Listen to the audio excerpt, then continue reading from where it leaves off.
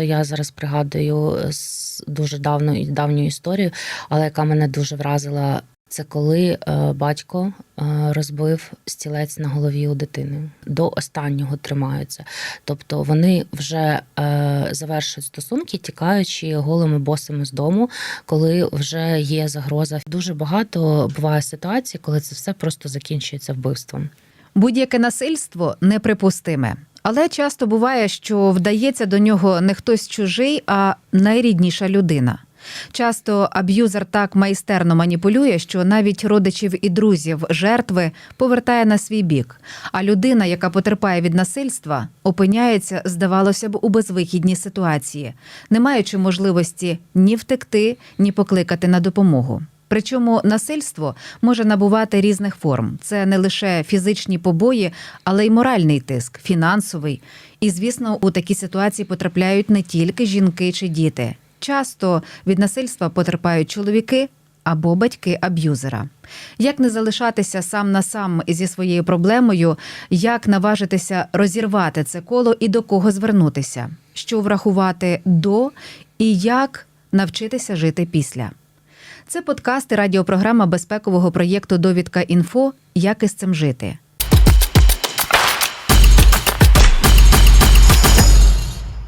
Сьогодні практичні поради, як припинити насильство і повернутися до нормального життя.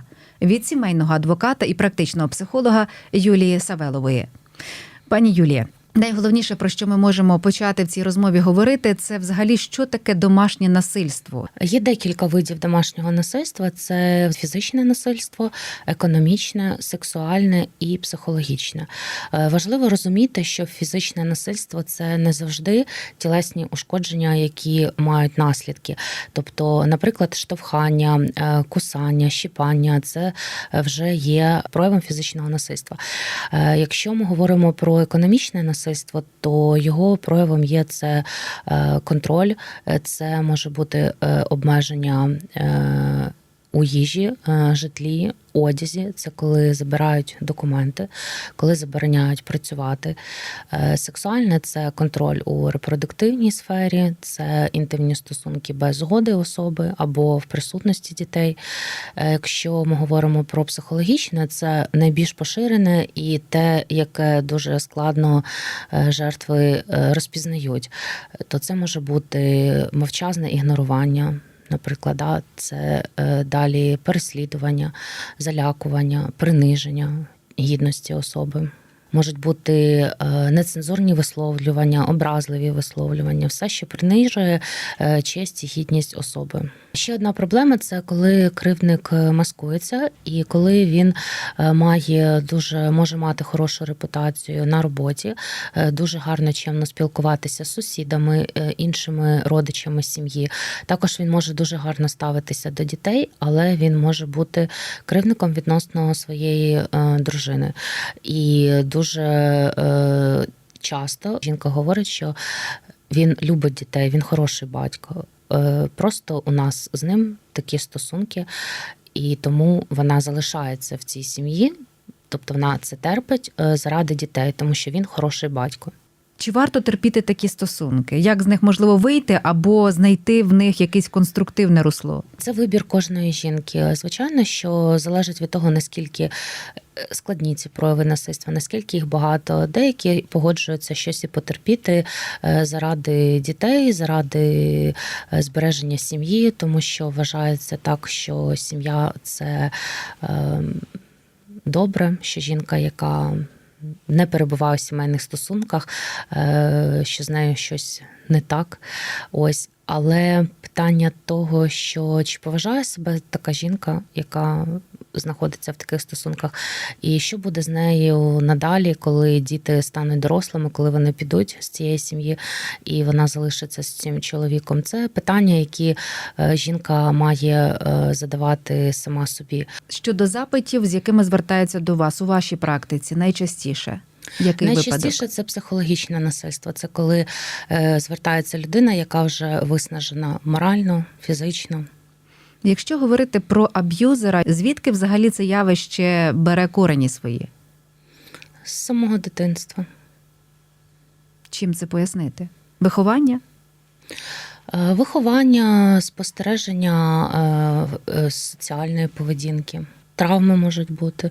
Ну, взагалі, за бажанням кривдити людину є таке, воно може бути усвідомлене або неусвідомлене бажання влади і домінування. Образливе слово, воно ж може з обох боків лунати, від обох членів родини. Коли це стає саме аб'юзингом, коли це стає домашнім насильством?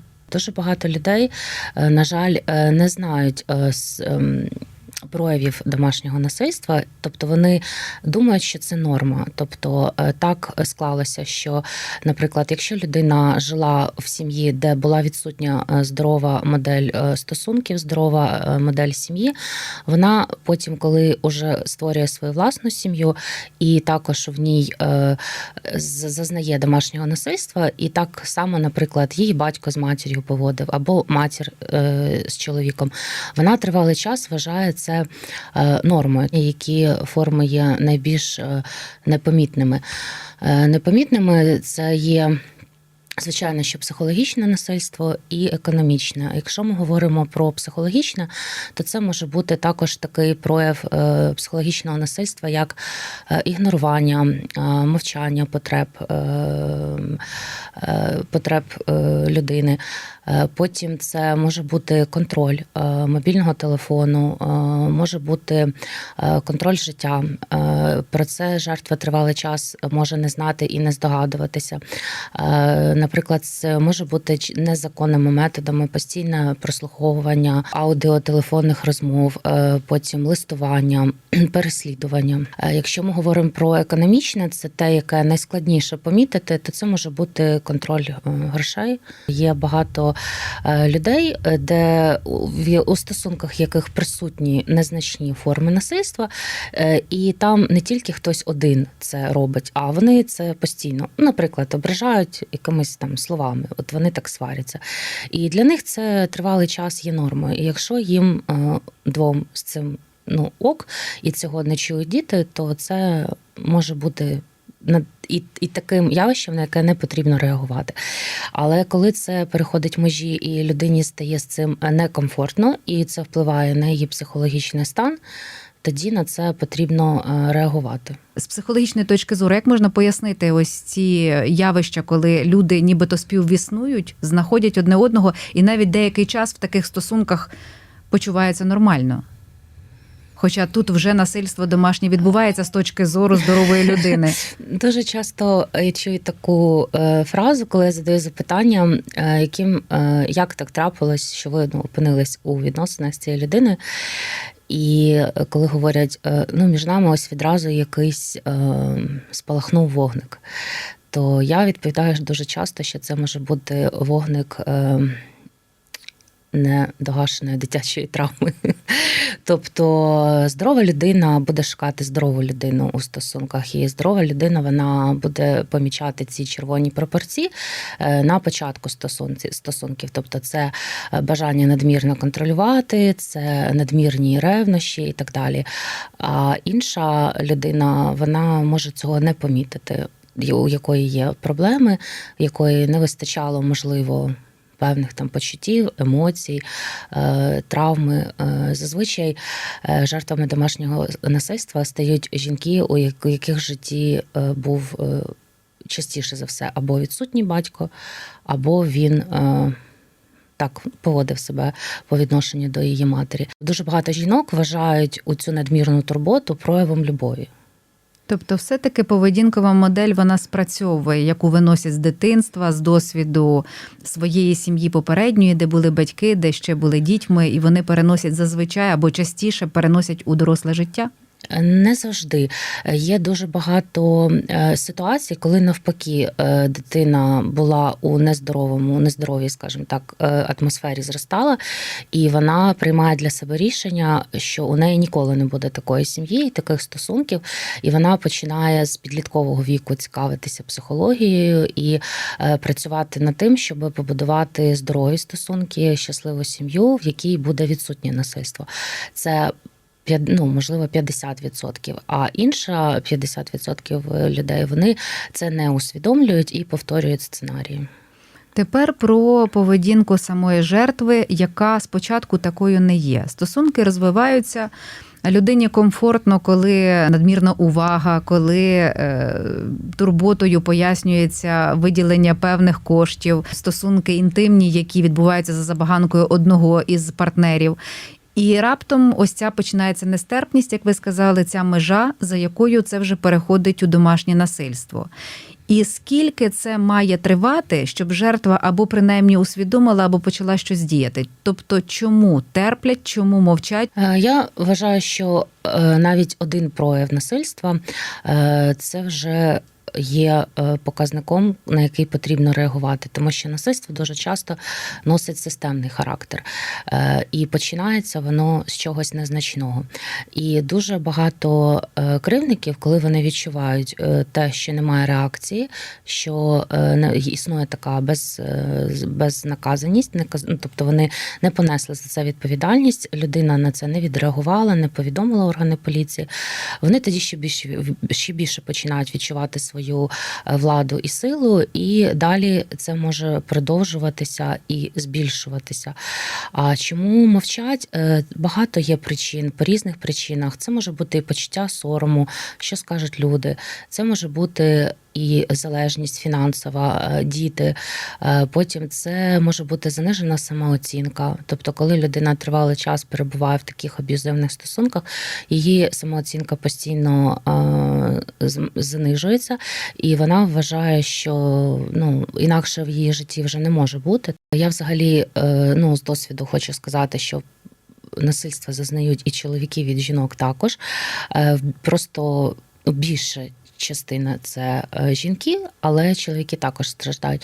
І дуже багато разів я чула, коли мені говорили жінки, що їм говорили так в сім'ї, їхні чоловіки, партнери, що кому ти будеш потрібна, окрім мене, хто тебе там з 2-3 дітьми ще заміж возьме і так далі. І вони просто тоді починають це все терпіти, вірячи, сприймаючи іншу точку зору свого партнера за істину. Якщо говорити про точку неповернення, коли є початок, коли можна зафіксувати, що відбувається щось не так, і можна вплинути і змінити стосунки. І коли це заходить аж надто далеко, коли коло замикається і вирватися вже набагато складніше. Потрібно фіксувати з самого початку. Якщо людина це помітила, вона сама може щось зробити? Чи є в неї шанси, умовно кажучи, поговорити з тим, хто тепер у статусі кривдника, аб'юзера? Звичайно, і потрібно говорити, тому що дуже часто є причиною домашнього насильства – це неконтрольована агресія.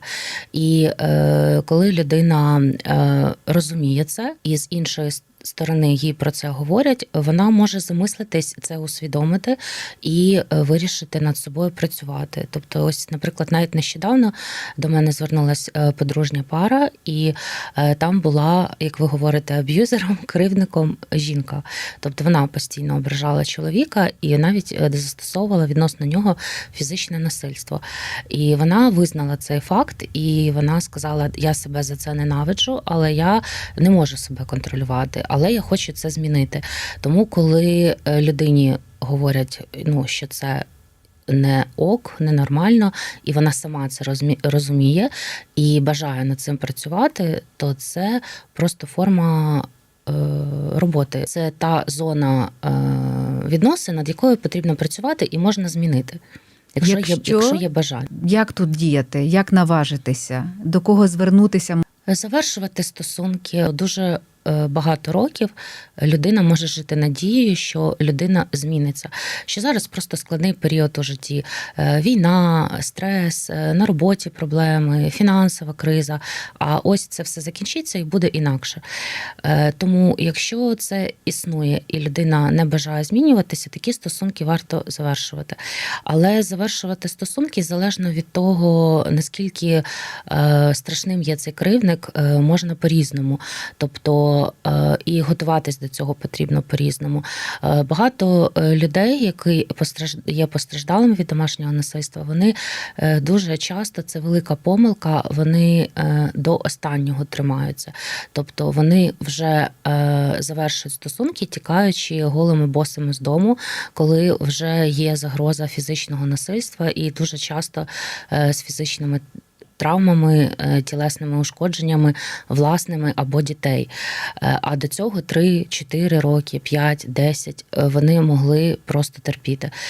Тому потрібно розуміти, звертатися за допомогою. Зараз є дуже багато джерел, фахівців, до яких можна звернутися. Це і безоплатні лінії гарячої психологічної допомоги, екстрені. Це може бути безоплатна правова допомога. Це може бути поліція, служба у справах дітей. Але взагалі то краще мати тактику і стратегію, тому що піти – це не проблема, не повернутися складно, і жити з переслідуванням, з тиском – це в подальшому теж потім складно. Тому потрібно розуміти в першу чергу свої права, які існують законні способи, методи. Це може бути обмежувальний припис, багато чого законодавством передбачено, і адміністративна, і кримінальна відповідальність. Підсумую нашу першу частину щодо домашнього насильства як такого, щоб було розуміння, що домашнє насильство – це не тільки коли вас постійно б'ють. Вас можуть принижувати словами, вас можуть ображати.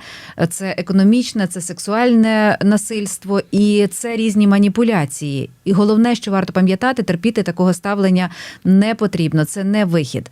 Якщо таке сталося, навіть якщо один раз, то швидше за все станеться ще раз і не раз. Якщо людина потерпає від домашнього насильства і сама не може впоратися, то передусім, куди вона має звертатися, я маю на увазі, це поліція, це, можливо, спеціальні організації, які займаються питанням жінок, чоловіків, будь-кого, хто страждає від домашнього насильства, чи до сусідів. Що ви порадите? Є громадські організації, які займаються захистом прав жінок, тобто вони спеціалізуються саме на такому напрямі, які надають консультаційну, юридичну, психологічну підтримку. Також можна звертатися до служби у справах дітей, можна звертатися на гарячу лінію 102, в поліцію телефонувати, можна в приватному порядку звертатись до психологів, адвокатів. Коли конкретно факт домашнього насильства є, і там, можливо, не неодноразовий, як правильно збирати докази, як фіксувати їх, що взагалі збирати, з чим іти і до кого звертатися? Можна фіксувати все на власний телефон, можна робити скріншоти листування, якщо в них є якісь погрози, можна робити записи на відеокамеру, потім збирати медичні довідки, факт звернення до лікарів, якщо, наприклад, є травми.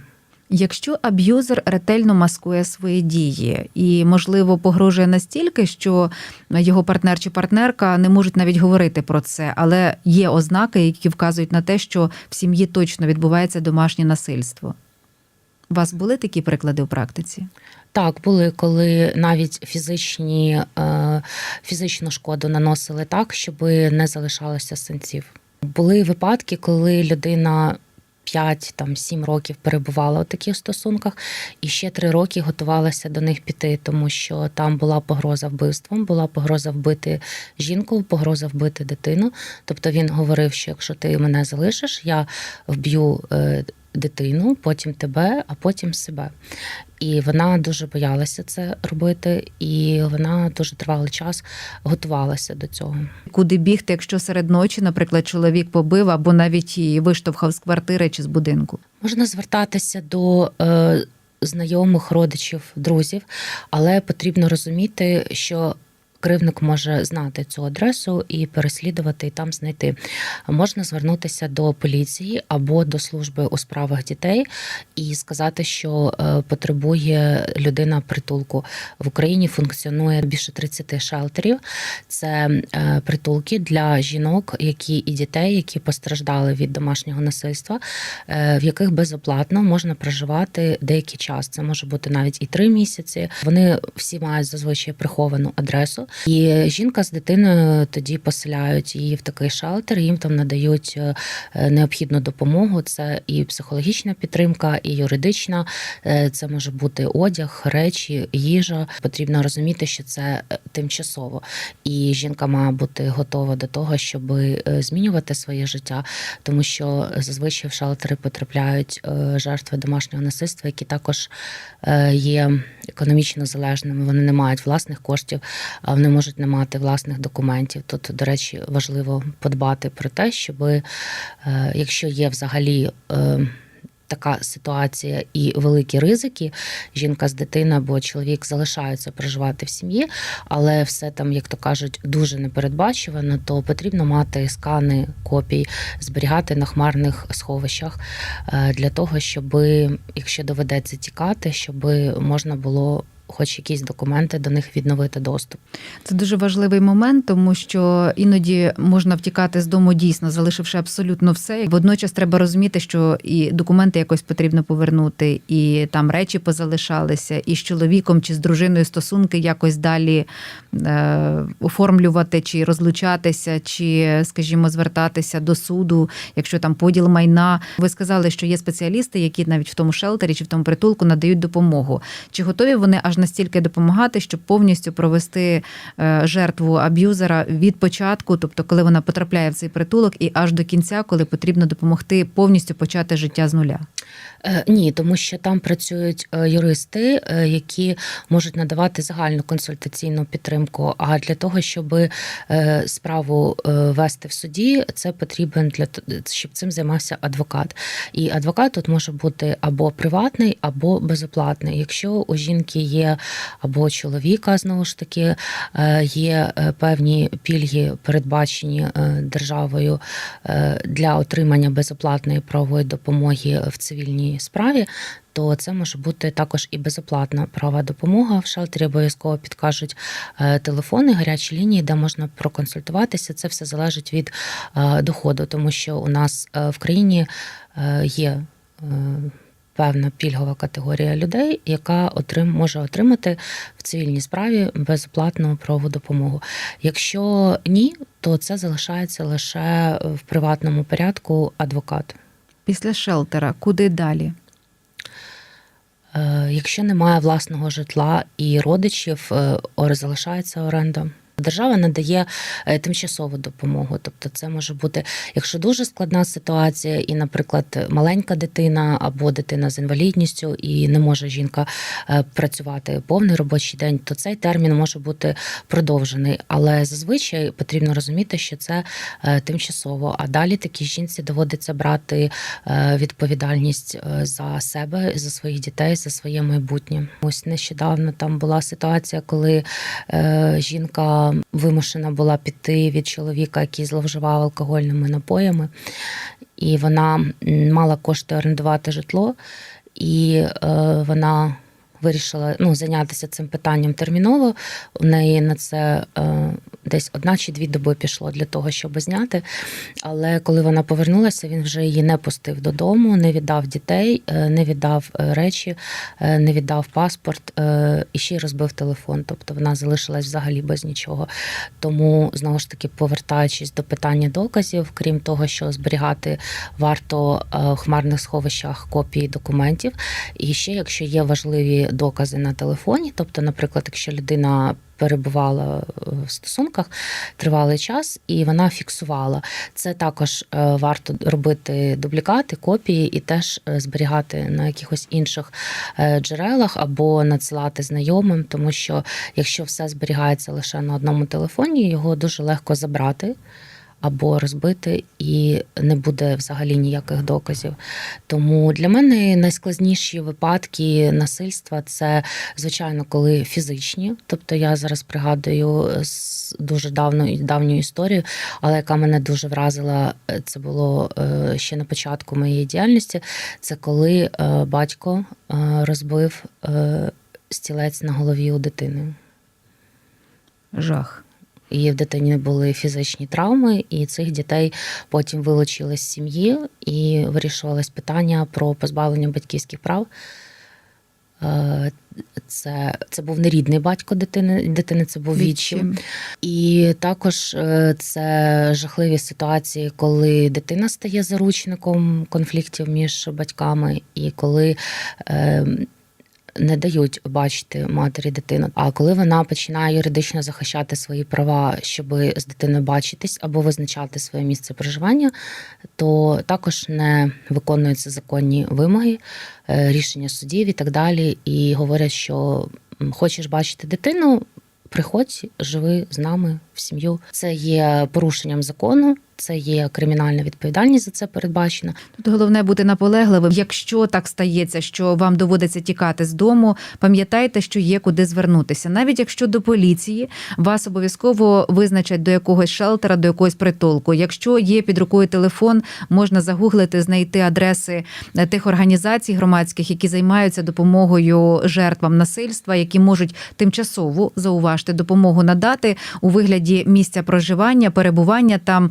одяг, їжа, допомога юридична, якісь консультації, як повернути документи, що робити далі зі стосунками, чи це поділ майна, розлучення, діти знову-таки, це теж питання, які потрібно вирішувати.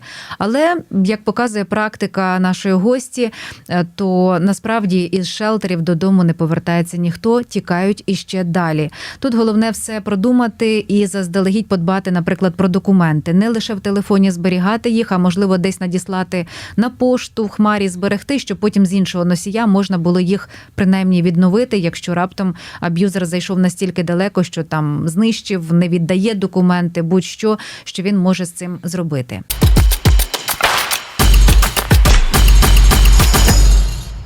Це подкасти радіопрограма безпекового проєкту «Довідка.Інфо. Як із цим жити?» Про складні ситуації через призму практичних рішень і реальних історій людей. Сьогодні ми говоримо про домашнє насильство. Як діяти, аби повернутися до нормального життя? Як взагалі в таких ситуаціях поводитися? Розповідає сімейний адвокат і практичний психолог Юлія Савелова. Що загалом говорить наше законодавство на сьогоднішній день щодо домашнього насильства? Законодавством передбачено, що є адміністративна відповідальність і кримінальна. Кримінальна – це якщо має системний характер і якщо великі тяжкі наслідки. А якщо ми говоримо про адміністративну відповідальність, то потрібно викликати поліцію. І залежно від ситуації можна вимагати, щоб склали припис на заборону наближатися або навіть спілкуватися, який можуть винести працівники поліції на місці і який діє 10 діб. Для того, щоб це мало тривалий характер, потрібно звертатися до суду, і там вже може бути встановлений більш тривалий термін – це 6 місяців із подальшим продовженням, якщо є певні ризики. Тобто, в першу чергу, потрібно звертатися до поліції. Багато буває випадків, коли приїжджають на місце, але відмовляються це фіксувати. І тут важливо реагувати на місці, наполягати і залишати скаргу на працівників поліції, телефонуючи на гарячу лінію Національної поліції. Тобто є телефон 102, це за яким відбувається виклик, а є телефон, його можна знайти в вільному доступі в інтернеті, саме гарячої лінії Національної поліції України. Або навіть якщо 102 набирати, можна говорити, що я хочу залишити скаргу на працівників поліції таких-то, які зараз виїхали за таким-то викликом і знаходяться поблизу такого будинку, або знаходяться у такій-то квартирі, або не їдуть. Тобто, якщо викликали поліцію, тому що дуже часто, коли доходить справа там до того, що ми збираємо докази до суду, визначаємо місце проживання дитини або ще щось, я запитую, чи ви фіксували, ви говорили про домашнє насильство. Так, я телефонував в поліцію, вони навіть не приїхали. Кажу, а чому ви не дотелефонували повторно? І у відповідь тиша. Тобто може бути так, що з першого разу не приїхав наряд поліції. Потрібно обов'язково наполегливо телефонувати двічі і запитувати. Я 40 хвилин тому викликала наряд поліції, скільки ще часу очікувати. Далі, якщо не приїжджають, залишати скаргу і говорити, що я телефонувала двічі, викликала 2 години, не може там приїхати наряд поліції. Але дуже часто буває так, що вже зникає ця подія і ця обставина, і якщо кривдник дізнався, що викликали поліцію, він вже залишає місце пригоди. Все одно потрібно дочекатися. Але також бувають ситуації, коли дійсно є насильство, але та сторона настільки підготовлена і обізнана, що вона може це все потім ініціювати і зробити так, що людині, яка викликала поліція, ще випишуть штраф адміністративний за хибний виклик. Як це вона так може зробити? Наприклад, не давати дитину тривалий час. Да? Матір телефонує, приїхала поліція, він виходить з дитиною на руки і каже, хто не дає, я даю, на, тримай. Як довести, що насправді все не так? Фіксувати і знімати себе на камеру, говорити, що я от зараз така-то, така-то, мене звати так-то, знаходжусь на такій-то вулиці, там, в такому місці, в такому будинку. Зателефонувала на 102, викликала наряд поліції, чекаю його, залишаю скаргу на те, що говорите там, що відбулося, яка фабула події, і знімаєте, що відбувається навколо, хто що говорить. Тобто він може кричати щось або реагувати нецензурними словами, висловлюватися. І до приїзду поліції можна це все знімати. Але, знову ж таки, бути обережними, відходити на безпечну відстань, тому що неодноразово були ситуації, коли просто цей телефон виривали з рук і розбивали. Ви вже згадували сьогодні про обмежувальний припис, є ще заборонний. Це різні речі, як вони діють? Обмежувальний виноситься тимчасово на 10 днів працівниками поліції на місці, а заборонний – це через суд, який має більш тривалий час дії. Якщо перед нами стоять такі питання, як розірвання шлюбу, скажімо, визначення місця проживання дитини, поділ майна, аліменти, що і ще багато, можна цей перелік продовжувати. Як вирішувати ці питання, з чого починати? Знову таки, до кого звертатися? Десь в центрах, конкретно до юриста, якщо грошей нема, то що далі? Якщо є у людини фінансова проблема, то потрібно скласти заяви, наприклад, такі як про розірвання шлюбу або про стягнення аліментів. Їй можуть допомогти юристи, які вона подасть від власного імені. Що стосується більш складних справ, таких як визначення місця проживання дитини, поділу майна, там, звичайно, вже без адвоката не обійтися. Варто бути обережними і приймати виважені рішення, можливо, все ж таки шукати цієї фінансової підтримки у знайомих родичів, для того, щоб всі процеси супроводжувала одна людина якісно. Важливо це все вирішувати поступово. Тобто розуміти, що для поділу майна передбачений загальний строк позовної давності – це 3 роки. Тобто це питання, яке не потрібно вирішувати терміново, і зазвичай його ніхто не вирішує відразу, тому що це коштує коштів, і там це майновий позов, потрібно платити судовий збір у відсотках від вартості майна. Якщо чоловік не дає достатньо коштів на утримання дитини, можна навіть під час перебування у шлюбі подати заяву до суду про стягнення аліментів. Тобто і лише вже потім, якщо людина прийняла для себе рішення завершити стосунки, подавати заяву про розірвання шлюбу. Також важливо розуміти, що питання визначення місця проживання дітей вирішується не лише судом, а ще може вирішуватися органом опіки і піклування. Це набагато швидше, і це більш така спрощена процедура, і цей висновок, звичайно, що орган опіки, він може в подальшому бути оскаржений до суду, але це те, що на перший час може допомогти матері, наприклад, дитини у вирішенні певних питань. Часто буває, що кривдник, аб'юзер, він починає переслідувати свої жертви. Тут ні обмежувальний, ні будь-який інший припис, чи якісь інші, скажімо, там накладені адміністративні, можливо, навіть штрафи на нього не діють. Що робити? Так, дійсно, це є дуже великою проблемою, коли є переслідування, і особливо, коли є дитина, тому що він встановлює графік спілкування з цією дитиною, і він приходить забирати цю дитину, або якщо графік передбачає присутність матері при цих зустрічах, то неможливо уникнути контакту. Це проблема. Взагалі, якщо дуже така складна ситуація, рідко хто повертається з шелтерів, а тікаючи далі, то зазвичай їдуть за кордон, сподіваючись, що там чоловік їх не зможе знайти через те, що воєнний стан і він не має підстав для відстрочки.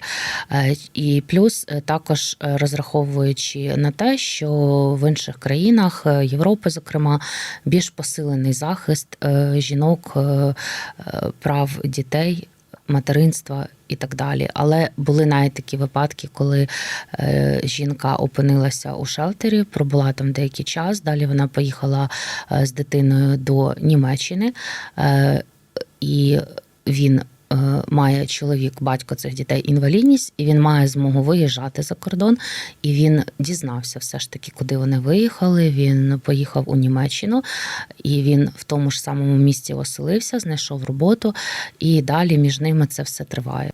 Бувають, звичайно, позитивні приклади, да, коли людина щось усвідомлює, змінюється, в нього вже інші стосунки, інша жінка, інша дитина, і вже перша йому не цікава. Якщо можна говорити про якусь пораду, то порада взагалі намагатися дуже обережно вступати в стосунки, цікавитися психологією, звертати увагу на початку відносин на оці всі червоні прапорці. Нагадайте, які це червоні прапорці? Це надмірні ревнощі, це надмірний контроль, це неконтрольована агресія, взагалі неконтрольована поведінка. Або навпаки, це може бути дуже така велика мовчазність, замкнутість. Тобто дуже багато жінок розповідають, що він таким не був, тобто він був нормальним. Тут ми можемо зробити висновок. Варто знати трошки психології для того, щоб, вступаючи в стосунки, розуміти, з якою людиною ви пов'язуєте своє життя, щоб у майбутньому це не вилилося у великі проблеми, в домашнє насильство і необхідність або тікати з дому, або думати про майбутнє дітей, або переживати, як далі бути, коли ти опиняєшся сам на сам з великою бідою. Але важливо пам'ятати, фіксація всього, що відбувається, це важливий елемент для вашого захисту. Викликаєте поліцію. Якщо не приїжджає наряд, викликаєте ще раз. Якщо не приїжджають, фіксуєте те, що вони не приїхали. І можна також зафіксувати, якщо кривдник іде на обман і каже, та ні, такого не було, знімаючи на телефон відео і показуючи, де ви перебуваєте, я ось тут, я біля такого будинку, біля номера, усе це лягає у ту фіксацію, яка потім може бути підкріплена в справі. Тепер ми поговоримо про те, коли стаємо свідками насильства. Сім'я поруч, сусіди, наприклад, у них свої розбірки, а людина це чує і вона не знає, як діяти. Одразу викликати поліцію, постукати туди, а раптом можна наразитися на якусь небезпеку. Важливо розуміти, чи є в цій родині діти. Тобто, якщо дітей немає і є просто сварка двох дорослих, в деяких випадках це можна залишити без уваги, але все одно насильство – це не особиста проблема двох людей, це не лише сімейна, це суспільна і проблема, і свідкам потрібно реагувати. Але, звичайно, що розуміти, наскільки все складно, тому що дійсно можна опинитися в такій ситуації, коли двоє людей між собою просто голосно з'ясовують стосунки, і сусіди викликали поліцію. Да? Можливо, варто запитати при зустрічі у цих сусідів, наприклад, у жінки, да, ось я чула вчора, що там між вами відбувалось. Це як, у вас це норма чи ні? Нам взагалі-то це заважає, але я б хотіла розуміти на наступний раз, ти б хотіла, щоб я викликала поліцію чи ні? І, можливо, така сусідка відверто скаже, да, я б хотіла, бо він у мене там скрутив мені руки або забрав телефон, я не мала змоги викликати поліцію, тому, да, я тебе прохаю, якщо наступний раз ти таке почуєш, викликай поліцію. Тобто, перше, це було би непогано з'ясувати думку цих людей з приводу виклику поліції. Це якщо в них немає дітей. А якщо є діти, то можна телефонувати в службу у справах дітей. У кожному місті є такий орган або в поліцію і говорити, що я чую на даний момент там такі-то звуки, такі-то крики, плач дитини, і їй може загрожувати небезпека. Тут важливий момент, що коли ви свідок і коли ви викликаєте особливо відповідні органи, поліцію, коли вони приїжджають і ви як свідок з'являєте, сусіди бачать вас, і вони вважають, що для них ці сварки – це норма. Вони так живуть, умовно кажучи. І потім вони помирилися, з дітками теж все гаразд нібито, а ви стаєте ворогом. Я думаю, що людина, яка усвідомлює факт насильства і яка чує регулярно ці сварки і бачить, як там страждають діти, її в першу чергу не будуть турбувати дружні стосунки з такою сім'єю. Тобто її в першу чергу має турбувати її соціальна позиція і законність в тому, щоб викликати поліцію в сім'ю, в якій присутня дитина, і якій може існувати загроза для її життя і здоров'я, немає нічого протизаконного. Моя позиція така, що варто втручатися, тому що, можливо, якщо людині випишуть 1-2 штраф, якщо, можливо, його візьмуть на облік, проведуть якусь бесіду, можливо, ця жінка щось усвідомить, вона поспілкується знову ж таки з цими працівниками поліції і зрозуміє, що її якісь права порушуються, якщо вона цього не розуміє. Тому що дуже багато буває ситуацій, коли це все просто закінчується вбивством.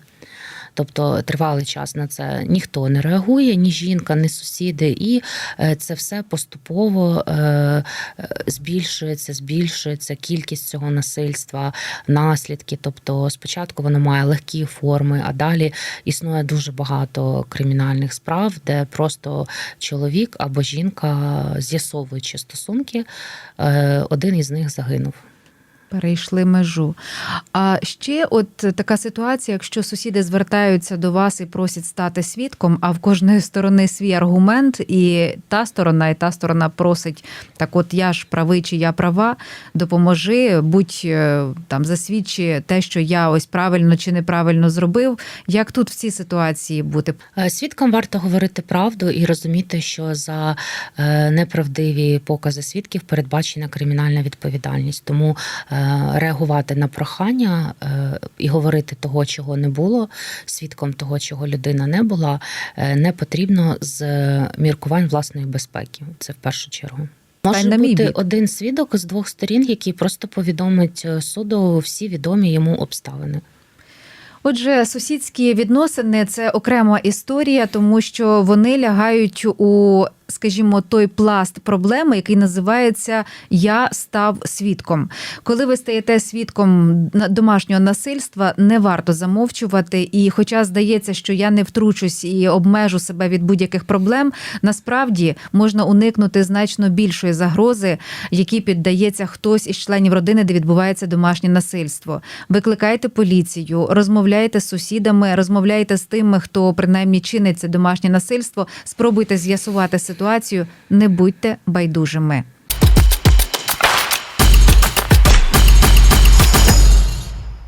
І про життя після.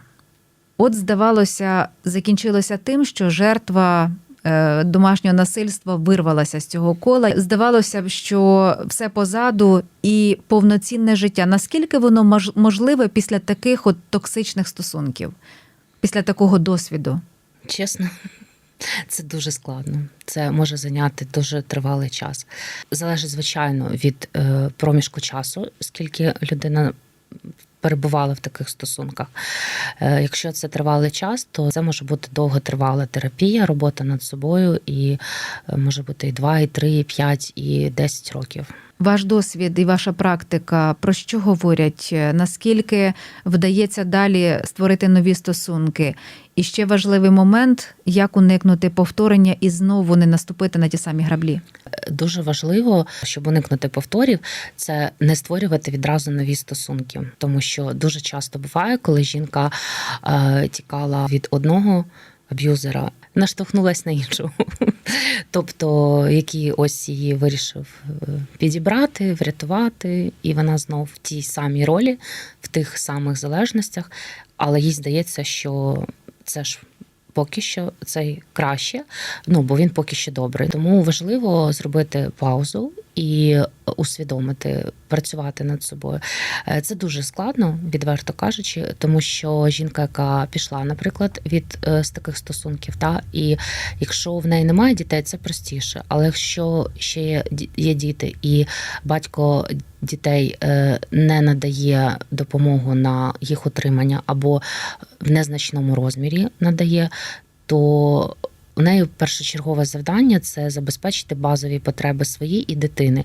І в неї дуже мало часу залишається на психологічну роботу, підтримку, на роботу над собою. Да? Але потрібно розуміти, що без цього дуже складно створити нові стосунки, у яких не буде таких повторів. Тобто важливо взагалі зрозуміти, які уроки проходила людина в цих стосунках, які вона зробила для себе висновки, що вона може зробити для того, щоб в майбутньому їх не повторювати, і далі вже в подальшому створювати нові стосунки. Тобто завжди потрібна пауза.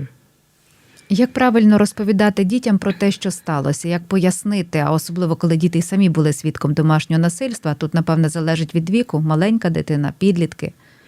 Дітям важливо говорити правду, що так не можна себе поводити, що це є незаконно, тобто, що порушуються права, що за це передбачена відповідальність. Тут можна сказати одне: якщо з вами, з вашими дітьми, з вашими батьками відбувається домашнє насильство, і ви знаєте точно, що ви жертва аб'юзингу, і ви знаєте точно, що є той аб'юзер, від якого потрібно і варто рятуватися, то дуже важливо робити це правильно. Дуже важливо пам'ятати про те, що життя після, воно існує. Єдине, що нові стосунки краще почекати, бо зазвичай, рятуючись від одного, можна знову наступити на ті самі граблі, можна знову потрапити в ту саму пастку. І робота з собою, робота над тим, щоб розуміти, чого я хочу в житті, попри те, що є базові потреби, виживання, діти, якщо дитина, чи ваше життя, коли мало грошей, потрібно десь заробляти, але про психологічний стан також подбайте, не забувайте, це дуже важливо. Насильство – це неприпустиме явище. І якщо так сталося, що ваша рідна людина перетворилася на кривдника, не можна терпіти цього. Не тіште себе ілюзіями і не звинувачуйте, що це ви в усьому винні. Ви маєте право попросити про допомогу і розраховувати на неї. Не мовчіть і дійте. Сподіваємося, сьогоднішні поради і досвід пані Юлії стануть для вас тим стимулом, який допоможе наважитися і змінити своє життя. Це був подкаст «Як із цим жити» від Довідка.Інфо. Дивіться наступні епізоди на нашому YouTube-каналі і слухайте в ефірі Українського радіо. Бережіть себе.